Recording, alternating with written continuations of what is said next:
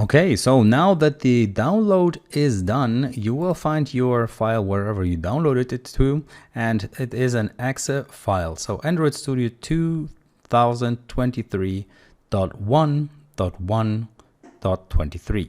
So that's the version that we're going to work with. So double click that to get started with the installation. This little window will appear where it says welcome to Android Studio Setup, and we're going to click next. You can leave the defaults in there, click next again, and here you could change the location of where the Android Studio installation will go to. I'm just going to leave the default and click next again.